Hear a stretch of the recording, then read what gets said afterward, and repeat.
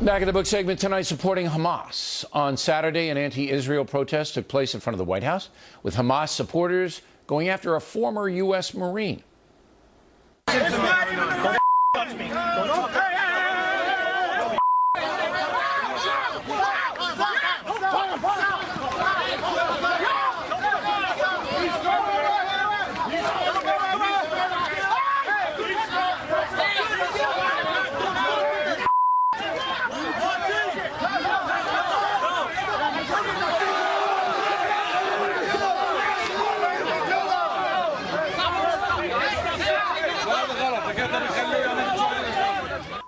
Joining us now from Washington, Charles Krauthammer. Now, some people know this, but not all. You're a psychiatrist as well as a political guy.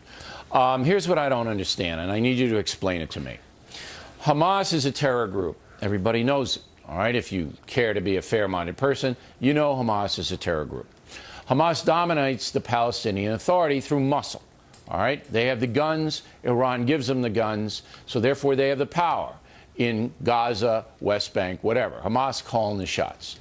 So you have a bevy of Americans who are sympathetic to the Palestinians, but by the same token are supporting Hamas, and then you have tons of them in Europe. What's the mentality behind that?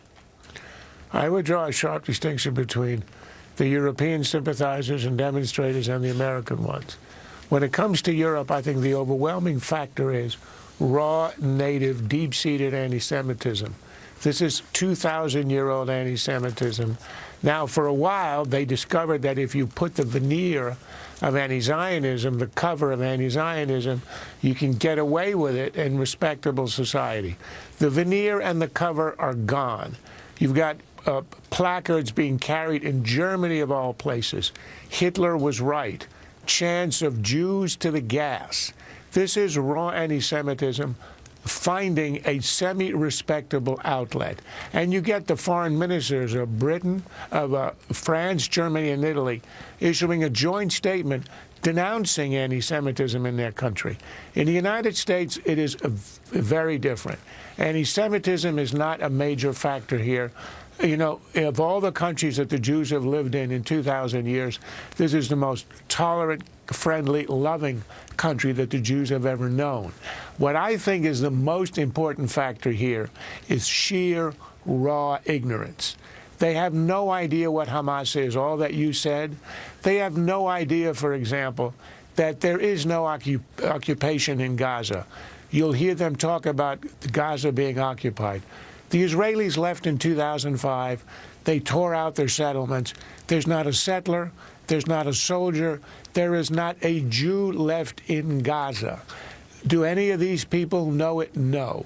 Are they aware that just a few days ago the spokesman for Hamas in Lebanon said on Arabic television that the Jews lust for the killing of children? After all, they have always used the blood of children in their matzahs on Passover. And when he was asked about that again, I think it was yesterday, on a major American network, he refused to retract. This is the oldest blood libel of all.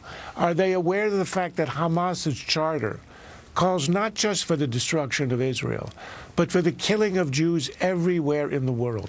This is an openly genocidal organization. But I don't. You're giving them a pass. I think most of these people are aware of that, and if they wanted to be, they could be easily, because we have computers, and they could just Google Hamas, and it'll all come up. Now, what fuels it, These are not people interested in information or truth. Truth. They don't care about the truth because, in your opinion, and I think you're right, they hate Jews. Now, when the Israelis hit the UN hospital and do inevitably kill children and women in an urban warfare situation, there's outcry by President Obama and Americans. Is that fair? Well, I think one of the reasons that you get this outcry is because Americans are completely unaware of how the news is managed in Gaza. An Israeli filmmaker interviewed a Spanish photographer in Gaza, and he said to him, "Have you ever seen a missile battery operating?" And he said, "Oh, yes. They operated right outside our hotel." And he asked him point blank, "Did you show it?" He said, "Of course not. If I did, they would kill me." Right. Now, when you look at the pictures of Gaza, think about this. Have you ever seen the picture of a Hamas operative? Ever seen a Hamas gunman? Ever seen a missile battery? Ever seen a dead Hamas fighter? Never. There are hundreds of them. Even the Palestinians admit that. If you take their own numbers, bogus, but even if you take their own numbers, there should be 300 or 400 dead Palestinian terrorists. Have you ever seen one on camera? Never. They are only allowed to show women and children. All right, Charles Krauthammer, thank you, as always. Factor tip of the day, a reward for praying. The tip, moments away.